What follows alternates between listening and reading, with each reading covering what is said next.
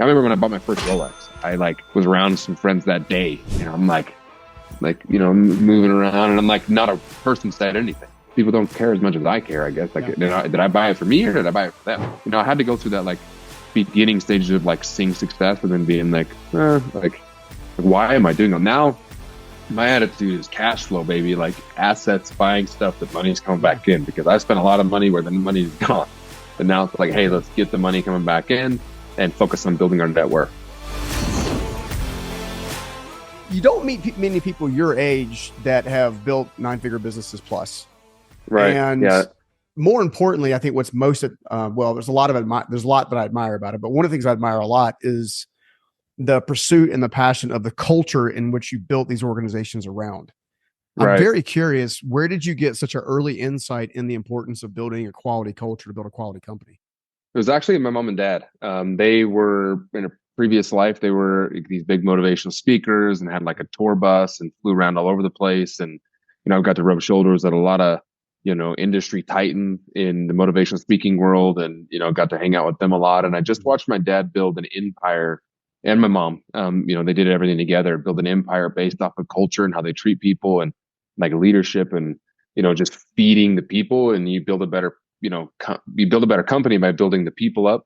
Yeah. And I kind of just got super hyper obsessed at an early age on even the psychology, or like into psychology, because I was always told, hey, you're broken, or you're this, or like you're passionate or angry, or like there's all kinds of things. And I'm like, man, I love people. I'm passionate.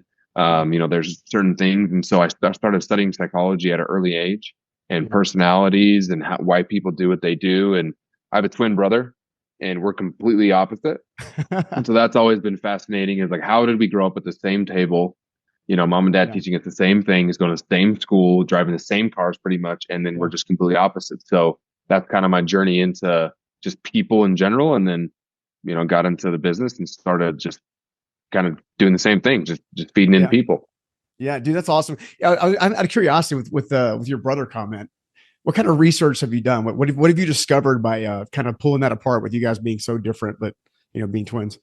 There is like this. I 100% believe. There's a bunch of people that say it's real, a bunch of people that say it's not real. Like twin telepathy is a real thing. Like, one time we were driving 4-wheelers, and we were out in the middle of the desert, out in Utah, the West Desert, and I heard like a click in the radio, and my heart sank, and I slammed on the brakes in a 4-wheeler. And radios click all the time, but I knew something happened, and went back, and my brother almost died in a horrible ATV accident. And if I wouldn't have gone back and just kept mobbing away, and who would have known? Who knows what would have happened? And so I really believe that's real, but it's just everybody's different, and we have different personalities. And, even though that we're twins, he had different experiences than I did, or maybe he viewed, something we did at an early age as kids very different than I did. And so that's kind of the building block of,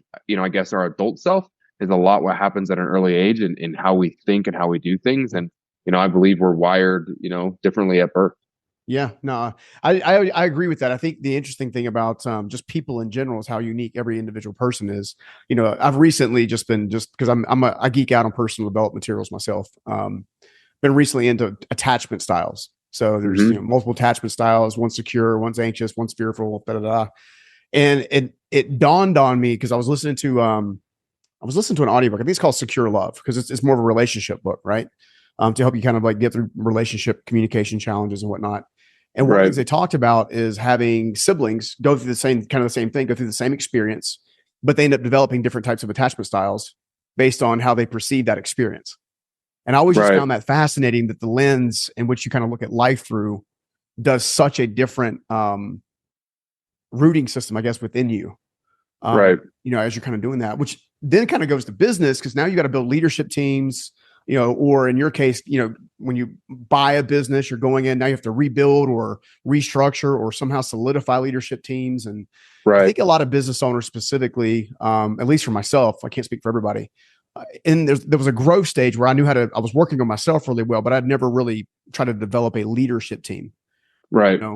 And that lens Right. of developing a leadership team oftentimes is what throttles a lot of the business, right? There's people you can truly delegate to. You know, they've got accountability, responsibility, they can do that kind of stuff. And there's others Right. that don't. I'm curious to know, since you've built so many different teams and such a large organization, how did you manage to organize the troops in such a way that everybody was pulling the same direction to kind of like grow the business? I think the biggest thing for me is I'm super self-aware, and I never try to fake my way through things, or like I'm like, I don't know, I'm funny. Like, I'm not maybe a normal guy. Like, if I'm going to, Target, and I don't know where I'm going, the first person I'm going to is the person on the check, asking him where I'm going, because like I'm Yeah. not, where I need to go, because I don't want to waste my time wandering around. Like, I Yeah. really don't care. Like, I'm first person to ask for directions. And so I know what I'm good at, and I know what I'm not good at. And so my number one goal when we were growing was to surround myself with people that are good at what I'm not good at, that Yeah. can drive the business in ways that I can't. Because, I'm like, I'm not the best person. Like, that at the beginning, I was not the best person to operate a dealership, because I had no idea what we were doing. So, get Yeah. people on the team. Like, I've operated teams and bigger businesses before, I had the dealerships, but that's very different than like state licensing and all the, the nuances of the finance, everything. Like, it's a learning experience, which I, know very, very well now, but it all came to surrounding myself with a team and just being hyper aware of what I'm good at and what I'm not good at. And I focus on what I'm good at, and they focus on what they're good at, and the business just goes. And, I only have so many hours in a day. Yeah. And I've always heard, from early on age that, businesses can either hell you forward and give you freedom, or it doesn't matter how big the business, it can create like, bondage for you in Yeah. a miserable life. And so I was like, hey, like, I would rather take a little less at the beginning and be able to duplicate my efforts and grow the business and scale the business. And then, eventually it's always like a, delayed gratification. It'll pay off. I Yeah. don't need all that now. So like, that's where I started at the very, very beginning, almost day one, started surrounding my team. Like, I think of business as like a sports organization. I love sports, and it's very cutthroat. They're trying to assemble a championship team. And I kind of view that in business of just trying to put the right butts in the right seats, but the like on the right bus. Like, it's not like Yeah. Good to Great's one of my favorite books. Yeah. And it's assembling the team, and it's what really matters. Yeah. No, I think that's keenly. Yeah. I mean, I think self-awareness in general, like, is super important. I'm embarrassed but vulnerable enough to say that my first 10 years in business, of my own business, I spent more time trying to babysit myself than I did really, honestly, like trying to like really truly be self-aware, truly be self-aware of other people, have a culture of self-awareness. Because you really can't get to emotional regulation without self-awareness. Like, it's really hard. And I think one of the most underutilized skills when you're trying to build and scale a company are really threefold. One of which is awareness of the team and how the team comes together. Two is the process and the system that you're essentially building the infrastructure on. And I think the third one is actually the willingness to learn and, Right. and kind of be open-minded to learning on a consistent basis. For me, when I was building my first organization, one of the things that I learned is the system that I needed to build the business on needed to be 3 to 5 years minimum ahead of what I was doing that moment. How many Right. times did you step into an acquisition where you're, unifying the team, and then you have to overhaul the system? And then, like, how did you discover what this, because I know part of a lot of your success that you've had in business has been able to, one, develop people, two, develop a replicatable system. So, Right. and I know that gets in a lot of entrepreneurs' way. How were you so keenly aware of that? My dad, I feel like back when what he did was the king of systems. And so he always told me, hey, like, develop something like the McDonald's like system, where everything Yeah. is just rinse and repeat. And focus on the system before you do anything else, and, perfect the system, which, is it ever gonna be perfect? No, probably not. But really get that system dialed in to be able to duplicate, because you can't duplicate a broken system. Or, I mean, you can, but it's not going to work out like you think it is. And so that was always my goal, is to create that system. When you go into, perfect the first system, then when you go into another dealership, get that, get everything dialed in. And when I go into a dealership, trust me, I'm the last person they think is walking in there. Like, they're like, who are you? Is your dad, this and that. Like, I'm the last person they think that is walking in there. But my dad taught me, and I talk about my dad a lot because I love the guy, and he's done, billions of dollars in business. And so I respect the heck out of him. But he always said, like, hey, everything is kind of like this. If you have a piece of bread and you're going into Central Park and you see a bunch of pigeons or whatever, and then you have a piece of bread, but you run through the pigeons as fast as you can, screaming loud. What is everybody going to do? All the pigeons are going to fly away. Mm-hmm. But if you go and you have that trust, you have, the confidence, you look them in the eye, you put the bread on the ground, they start coming closer to you, and you start to close that gap. As soon as you're sitting in a park bench, and now you're surrounded and covered in pigeons because you have what they want. And so I viewed every time I went into a store, trust is earned, not given. We have to gain the trust, but I have a, high performance culture where I'm, going to demand these things. Yeah. And it's kind of like, I don't go in the first day, fire everybody, because I usually have bought dealerships in other states, and I don't have like a giant bus of people that has, followed me there and is getting off to operate the store. And so a lot of it is, discovery and, implementing our system, and then seeing who's going to work that system and not. And you kind of coach them up or you coach them out, and then, get the people implemented that will work the system how you want it. But that's, when I first go into a business, I'm always thinking, trust is earned, not given. Again, I'm young, so I've always had that a little bit against me. Yeah. And so it's just, then we ride and we got that system rolling, and it takes a while. Like, it's implementation's not, in a week. It takes a while because you're having to have them unlearn bad habits. And generally we're buying stores that they're okay performing, but we want to take them to the next level. And so but they think, they're super, super high. So you kind of got to, feed them a little bit and work that, that individual. And then you can kind of, show them the light. And fortunately we were able to take them to other stores, and they were able to see what, we had going on there. It's interesting you say that, because if I'm not mistaken, McDonald's back in the day, once they got their flagships up and running, they had McDonald's University. And they would bring their brand new operators and the brand new franchisees to the place and teach them the system.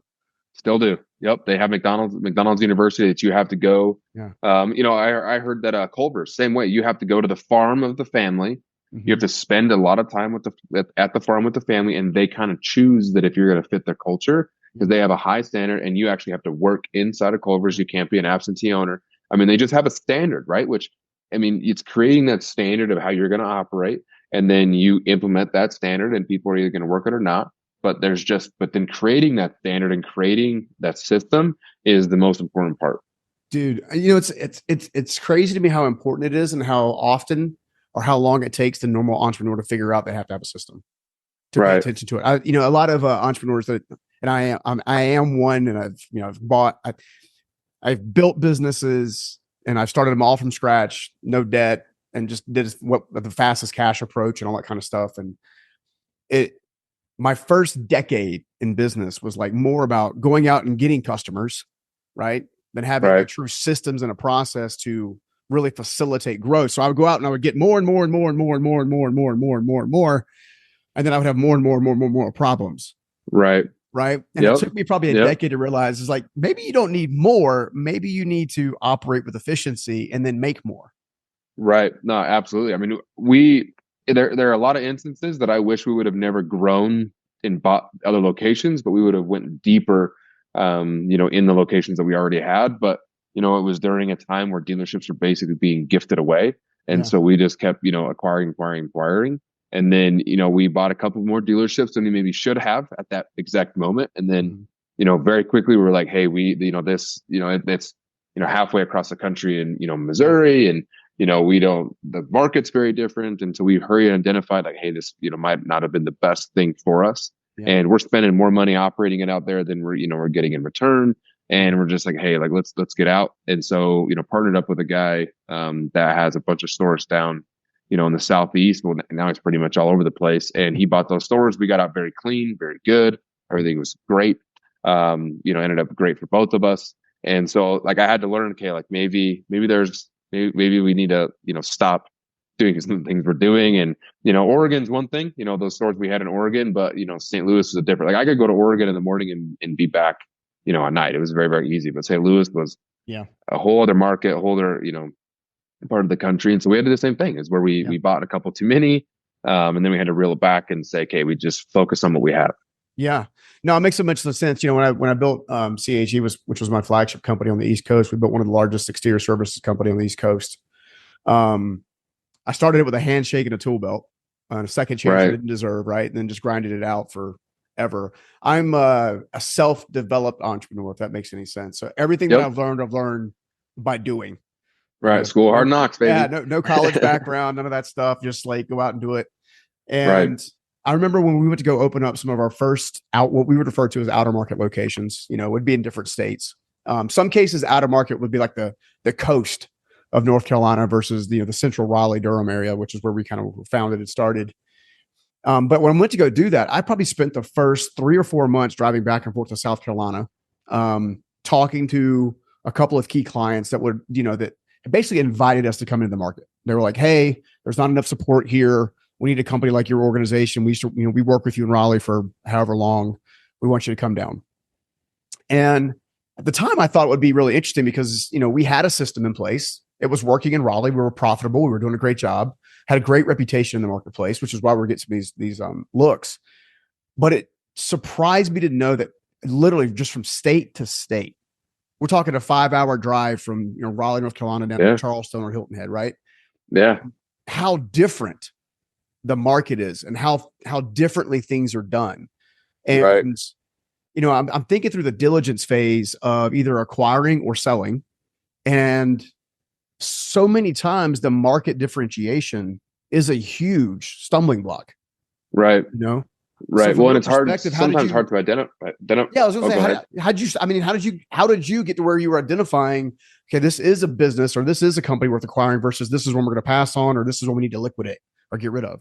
So I wish, in a couple of instances, we would have done a little bit more market research, because in the RV business, it's like everybody's focused on the brands they have. And if you have a brand, basically if you build it, they will come, or if you have the brand, they will come, which I'm not convinced now. Like, I've bought some stores that, everybody was like, "Oh, this franchise, it was the number one franchise you could ever have in the RV business." And, we were about an hour, 20 minutes south of the nearest dealership that had that. And, it was not what they all said it was. And there's different pricing things and all kinds of stuff. But when you're going into the market, I really wish that we would have done more market research. Oregon, it's kind of similar to Utah. Different. I don't want to get political, but there's a lot going like that I've learned. Especially in my industry and politically, that you got to really look at the different states. And we bought the stores when Chad or whatever was taking over downtown Portland, and so that was a thing in itself that we had to navigate, and all these different things. I wish there's a lot of economic stuff up there that we wish it would have done. But generally, when we go into looking at acquiring a business, it's a lot based off of financials. We go in and we do our due diligence inside the businesses. We talk to manufacturers, we talk to vendors, we talk to employees, and we really do in depth on the business. And then market research. There's a lot of cool things out there that we can do in the RV business that the government actually reports to different entities about different registrations and stuff. So you can do that.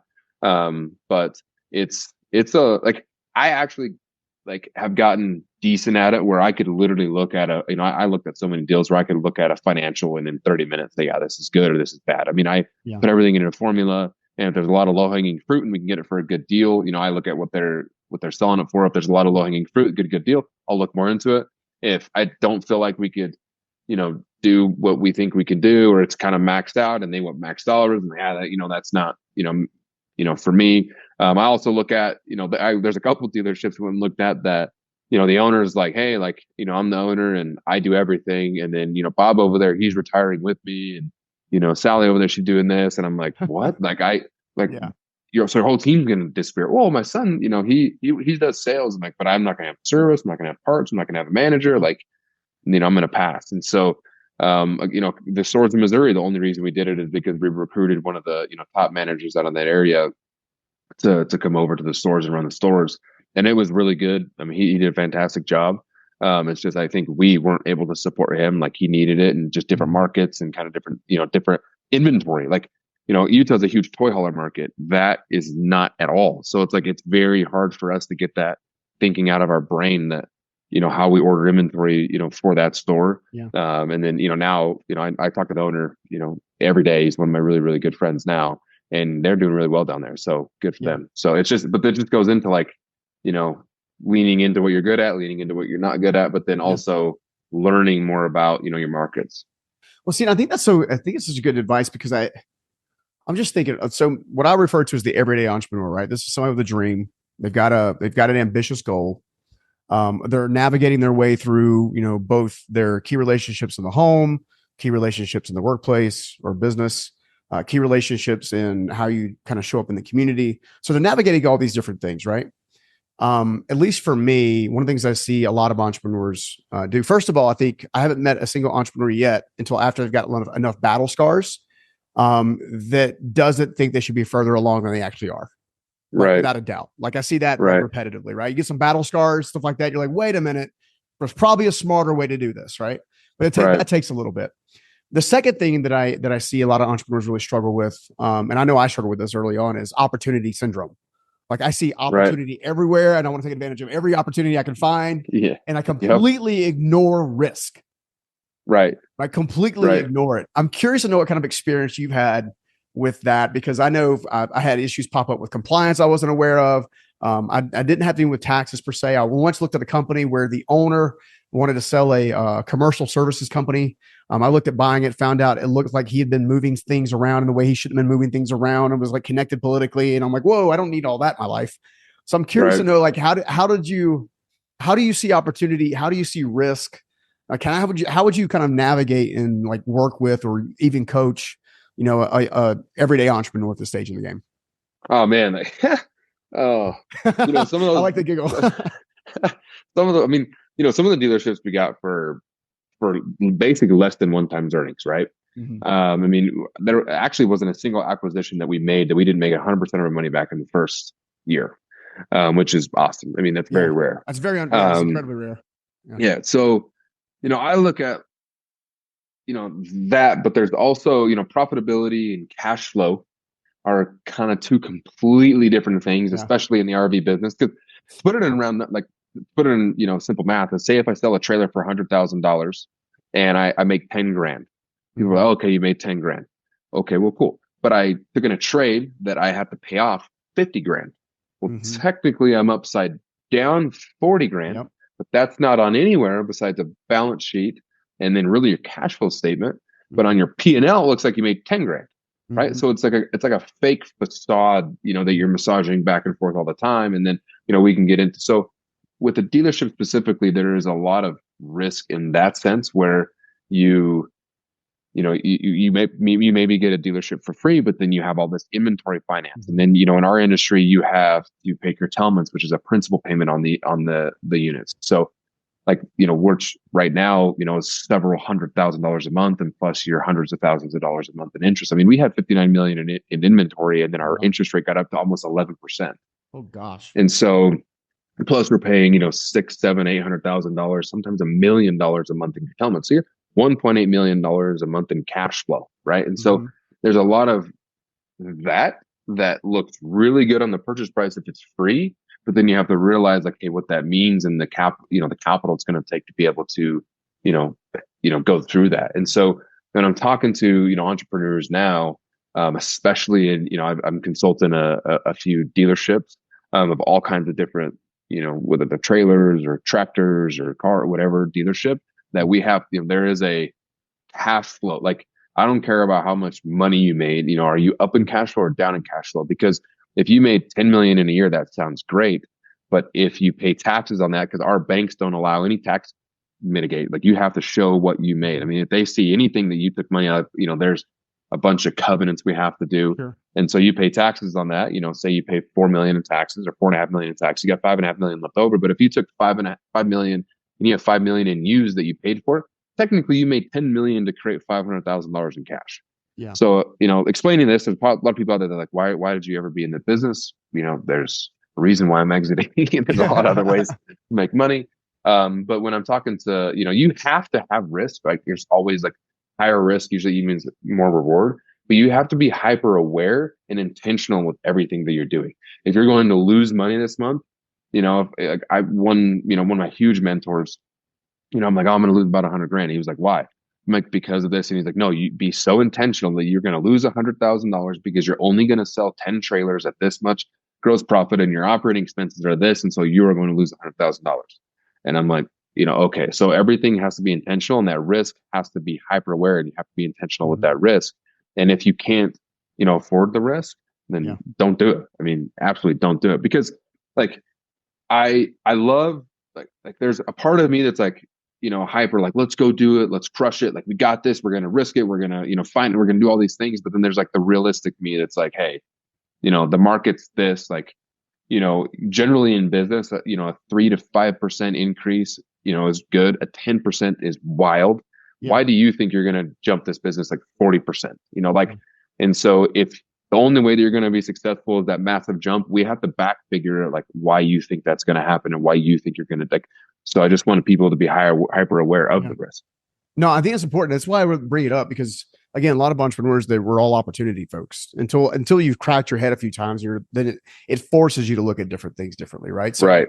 One of the things that comes to top of mind is like when I first started the company, that I exited last year, which I did well in the exit. I'm blessed. I'm in a good place. God is good, the whole deal. But at the same time, when I exited the company, I had to go back and almost rework for almost 3 years of just different ways of systems and processes and how the business came together, just to make it where it was marketable to be or to be acquired. And I say that because one of the things I tell entrepreneurs all the time, there's really 5 stages in business. There's the startup, the testing, the investing, the scaling, and the operator sell. And one of the biggest mistakes that I made was never considering that I may actually want to sell the business. I didn't even dawn on me until I got in 22 or 23 years. I started traveling, speaking, doing more books, doing more personal development materials, and kind of all the stuff that I was doing internally with the organization. We literally had like a mini personal development school inside the business, right? I love it. Yeah. We're going through all of this stuff, and I got to the place, I'm like, I'm burnt out. I'm exhausted. I've been fighting this battle. I don't enjoy the marketplace anymore. Like, I just don't enjoy the market. Like, I started seeing more and more behind the scenes of the larger and larger organizations and clients that we were dealing with. I just didn't like the way I just didn't like it anymore, And the one big mistake that I made was, obviously I didn't think about that I would ever want to sell or exit. And I'm curious to know, from your perspective, if you're an entrepreneur now and let's say you're 3 or 4 years into building, right? And you could have a various level of success. Does it make sense to build the organization to always be ready to be sold? Or does it make sense to actually build it, as you're going to own it and operate it forever? I believe in, building a business to be sold. It's like, if you do that, it's easier to get financing if you need financing, because then it's all explainable, right? Just like you're going to explain it to, a person to buy your company, it's easy to explain it to a banker, and to always be ready, right? Like, I will never forget where I was when I got a insane offer to buy the dealerships. And I turned it down because it was, we were making so much money. I'm like, that's only a few years worth of earnings, and, this and that and the other. And I wasn't in that headspace. I wish that cost me about $40 million. Yeah. And so, I wish that we would have, stuff happens. I learned a lot. I would say like, hey, I wasn't ready, wasn't the right time, whatever. But, in our business, we have a lot of banking, covenants and all kinds of crazy stuff. So we can't do like the owner operator thing very well.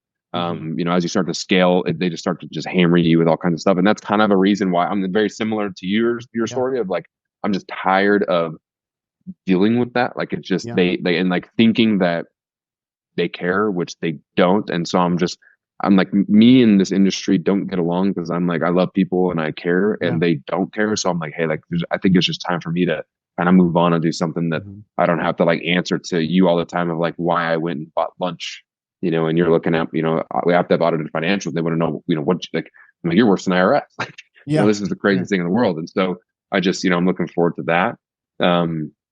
And so, there's, we could talk about that all day, but like, there's a lot that goes into, I guess, the risk and then entrepreneurship, and then, even like the identity crisis if you do sell, because there's always that scare. Like, that was me. Like, I didn't sell because, well, what am I going to do?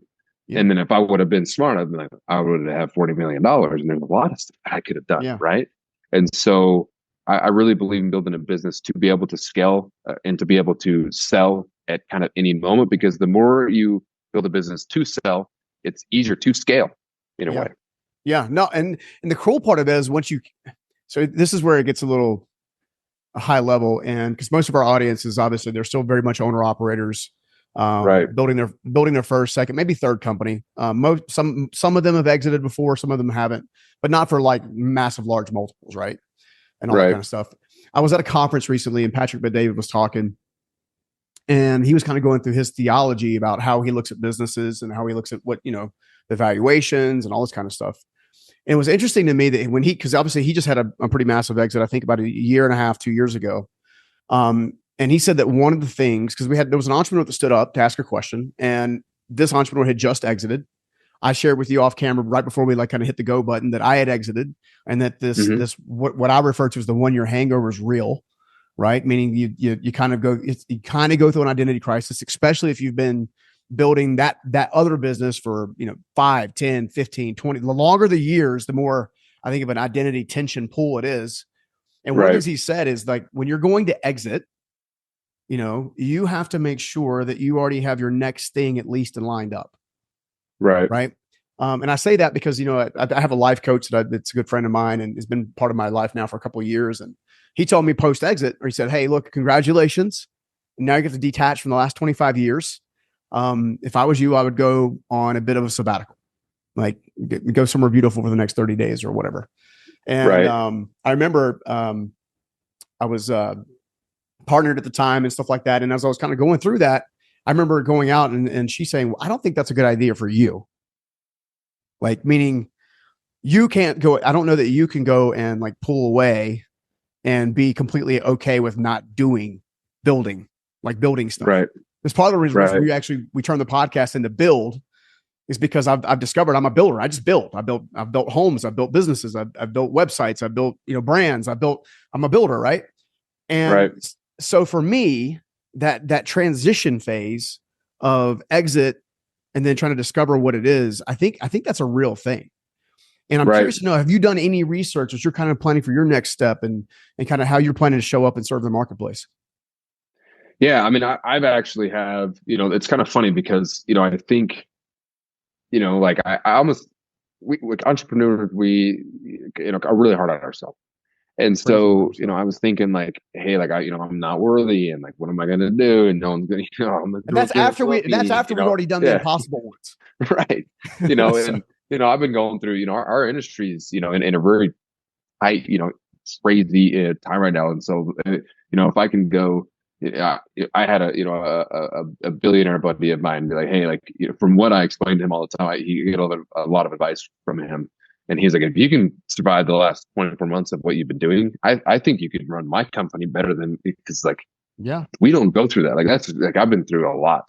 yeah, Um, but it's been interesting. But I've actually had a lot of opportunities kind of flowing my way, and I'm the same way. Like, opportunity, boom, buy that company, buy that company, buy that company, buy that company, buy mm-hmm. that, and I'm like, whoa, like I'm talking to my HR generalist, and we're she's probably not going to continue with the new group, and I'm like, we could start an HR company, we could do this, we could do that, Yeah, we could do this, we do this way because we've been doing this for so long, and we've done, and so like, maybe that's an opportunity. But yeah, right now I do have a tech company that I'm a partner in, and I'm going to be the chief sales officer. mm-hmm. And then I have I'm part owner in an insurance company that's the second largest in RV business. And then I have a coaching and consulting, because I'm the same way. As like, I love building things, and I Yeah, love building people, and like, I almost find more satisfaction in other people getting excited about a breakthrough or their business or what's going on with them than I get excited for me, because I grew up in a fairly wealthy house and around wealthy people. And even though my mom and dad, like, they had a plane, we didn't have a plane. We flew commercial everywhere that they went, right? Like, we met them there, which was awkward and weird. But thinking about it now, because I'm like, I could never do that to my daughter. Like, she's come with me, right? yeah, But mom and dad were business, and if it wasn't, they would have their business colleagues with them on the plane. We'd meet them, we'd say hi or whatever. Like, but so going through that, like, there's a lot of opportunity that I think that is out there.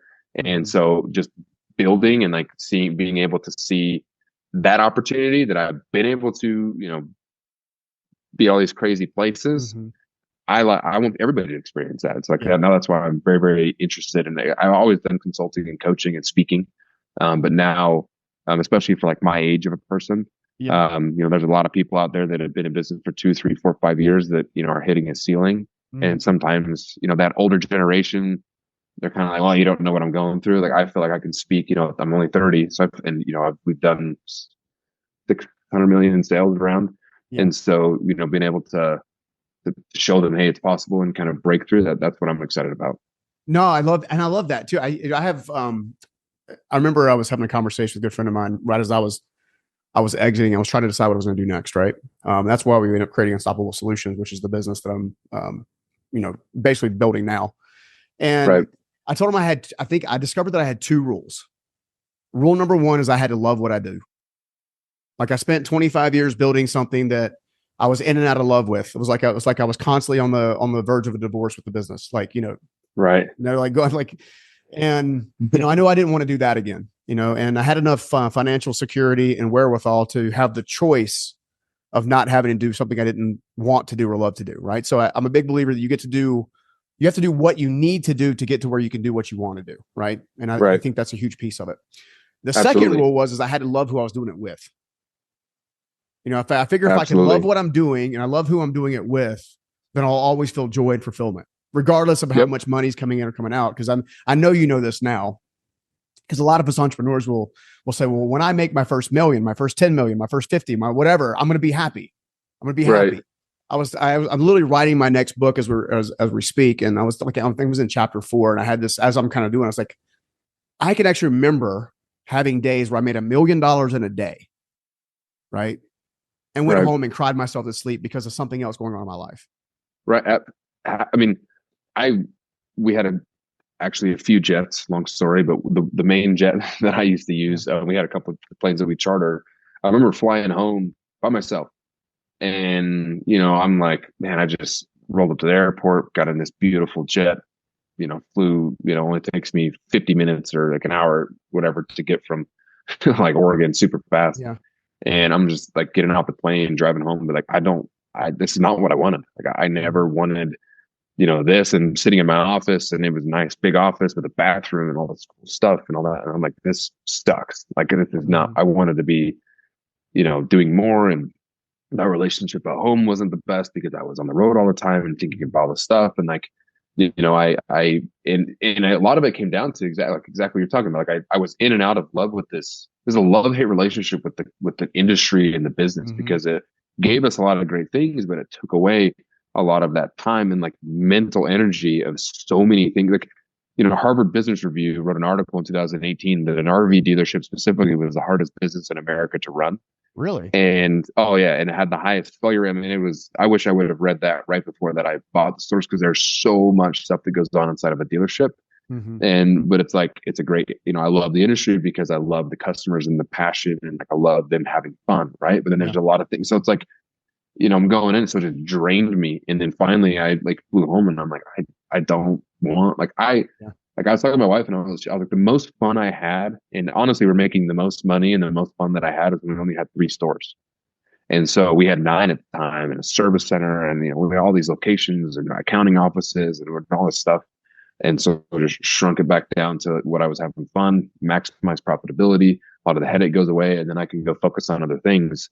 And so that's kind of what we did. And, now we have an opportunity to exit the rest of the stores, and I get to focus on other things. And I'm happy. And like, you find out that all that stuff that you hoped and dreamed, when I made my first, million, like, I remember when I bought my first Rolex, I like was around some friends that day, and I'm like, moving around, and I'm like, not a person said anything. And I'm like, people don't care as much as I care, I guess. Like, did I buy it for me, or did I buy it for them? So it's like, I had to go through that like beginning stages of like seeing success, and then being like, like, why am I doing it now? My attitude is cash flow, baby. Like, assets, buying stuff that money's coming back in, because I spent a lot of money where the money is gone. And now it's like, hey, let's get the money coming back in and focus on building our network. Yeah. Man, it's so funny how it's fun. To me, you can look at an entrepreneur's eyes and see an entrepreneur. Like, you can just look, you don't have to walk into the room and say, this is an entrepreneur. This is an entrepreneur mastermind or meet and greet. You can look in their eyes, and you can very quickly see who is an entrepreneur, and also at what stage they're an entrepreneur.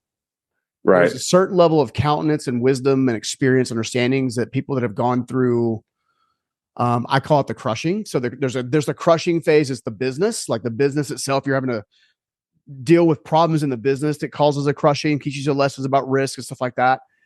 And then there's this self-awareness piece that comes up after you've done some really cool stuff that you think you're going to be recognized for, it's going to be exciting for, and whatever. And you go and build these things, and you're like, what the F, man? Why am I not happy? I have a nice home. I can go on vacations when I want. I can go do this when I want. I can go shopping when I want. And then at the end of the day, you just realize, man, I just want to be home with the person I love, or traveling with the person I love, or, spending time with the kids, or like any number of things outside of the new toy, right? I have a similar experience with a Rolex. I bought my first Rolex, I don't know, it's probably 10 or 15 years ago. And I bought it because my competitors at the time told me that I would never have one. Right. So time goes by, I crushed them. They actually honestly exit the market entirely. Like those companies go out of business. I took their market share. This is back when what they refer to as being full of piss and vinegar in the southern states. And I go and buy this watch. I think I'm in Hawaii at the Kauai or something like that on one of these incentive trips that the suppliers would send us on for spending money with them.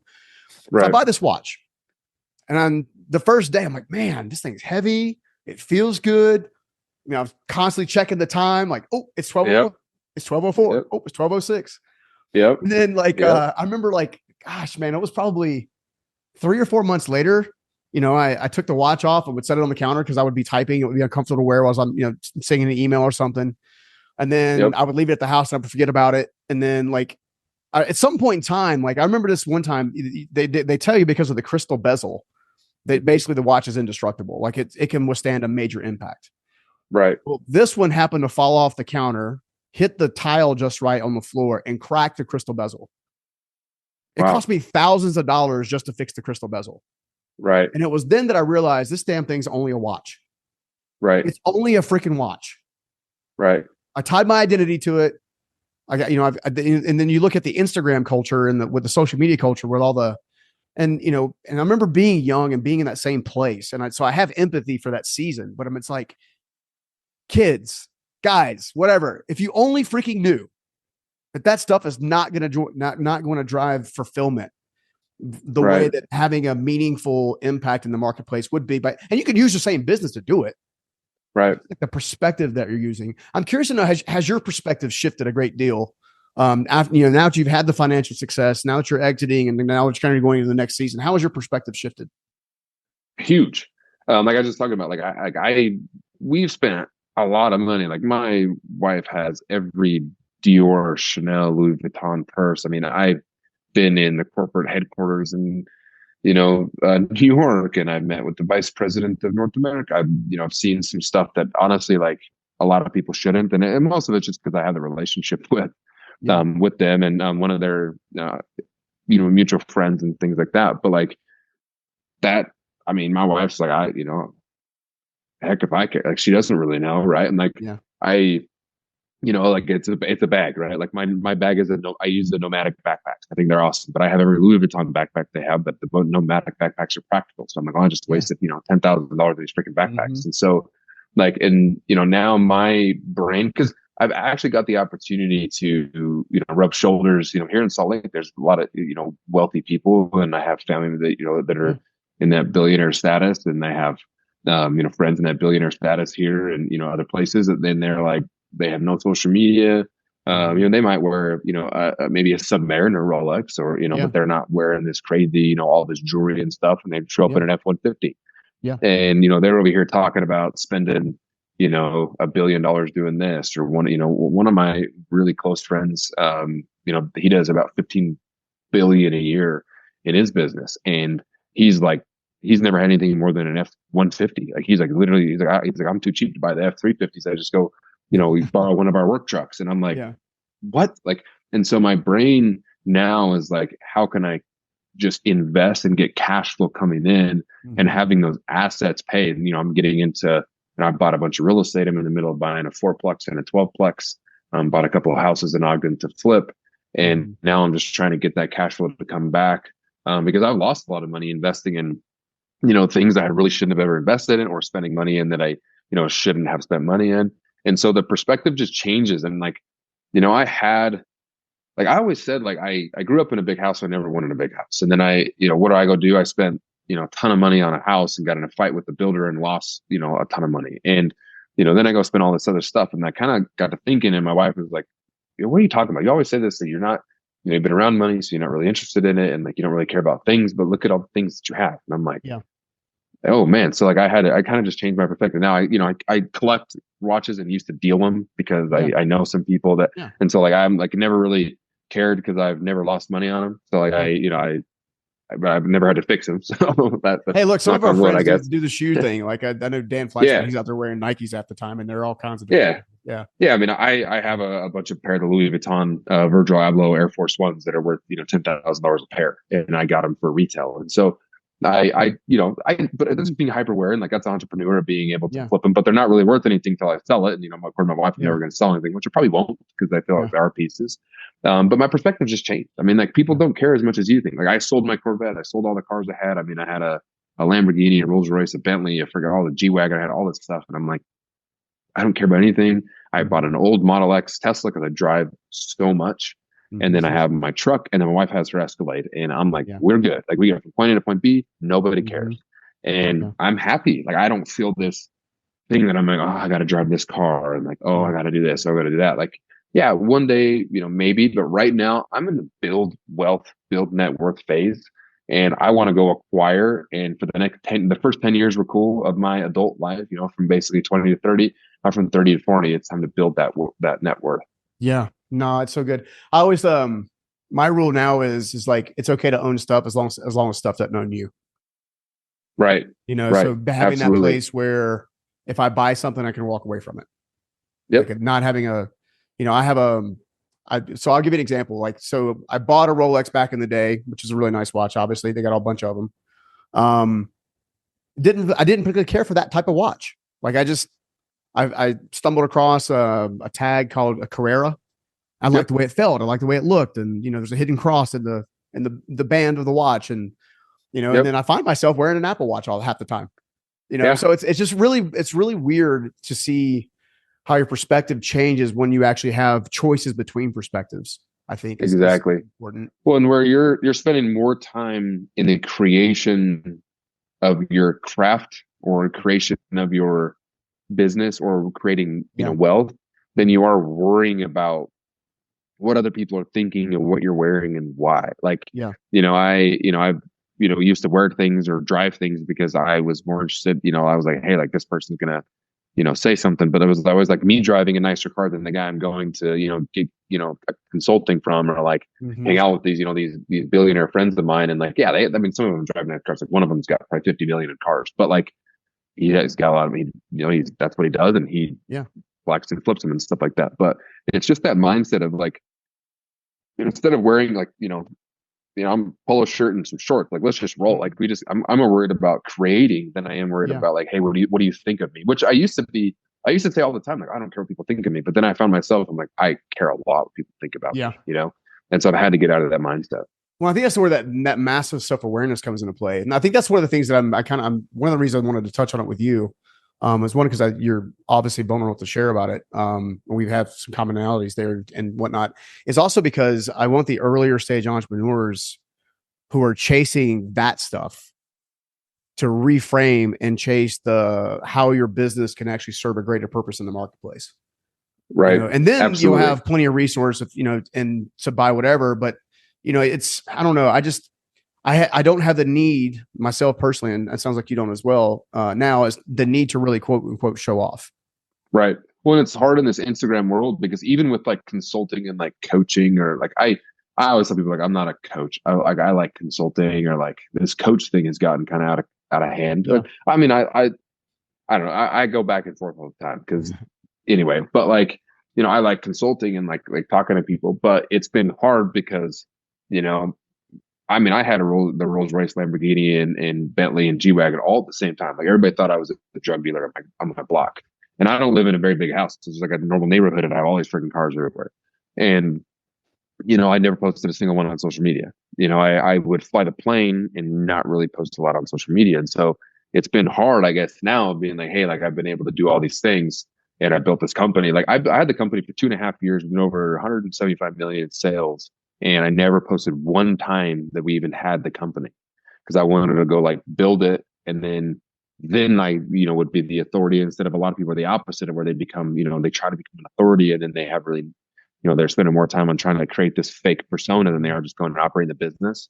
And so it's hard in this Instagram world, this Yeah. TikTok world where you have to have the nice things and it's all about the vacation and what are you going to do? And at the end of the day, like now I'm like, hey, just, I don't care what car you drive, what house, show me what you've done in business and in life. Like, even if you created you have all these things and you have a horrible marriage, like you're not someone I want to look up to, right? Because I'm trying to perfect that. I mean, I got divorced by thinking only focusing on business and completely did not feel like I owed anybody anything at home, which, my ex-wife was like, see you, dude, like I'm not gonna, be around for that. And luckily I have a fantastic relationship with her. She has a fantastic husband that's the best dad to my daughter in the world. But, I've had to learn these really, really hard lessons. And now I'm just like, hey, who do I want to follow? Why do I want to, why do I want to follow them? What you've done in business? There's a lot of people that, are very uber successful that are willing to help that, are just, they've built real businesses. And so what we get caught in this world where we have to show everybody everything because we're a nobody if we don't, it's tough. Like it kind of sucked. Like I was in network marketing for a while, and like the only way that you could be successful is if you showed that you bought a car with your paycheck and all this other stuff. And then you're always sitting like, I'm spending more money trying to prove that I have money than I'm making. So like, what's the point of all this, Yeah, dude. I've enjoyed talking to you, man. I think we can jam for quite some time on this stuff for sure. Where can somebody find out more about you and kind of like maybe get some, maybe consult with you and kind of learn from you? Yeah, so hit me up on social media, just Jason Haugen. It's Jason and then Haugen. That's pretty much my handles all over social media. I have a podcast called Culture Camp, which we talk all things culture. I'd love to have you on as a guest. Actually, Yeah, dude, I love that. Fascinating. Awesome. Yeah, I love culture, and so yeah, hit me up on the podcast. Hit me up on social media. If you want to email me about consulting, it's Jason@IamJasonHaugen.com. Super easy. And so, yeah, I'd love to help anybody out. I'd love to hear anybody's story or thoughts on this podcast for sure. Brother, thank you so much. And wish you the best on the exit and the initial hangover after the exit. No, thank you very much. Appreciate it. Thanks for having me on. See you, buddy. Take care. I hope you liked that video. And if you did, make sure you check out this next video right here. The abuse stories are just so hard to hold and not just for the person holding them, but for the partner too, because it really is this like horrible grief and horrible loss of what was supposed to be divine love and protection.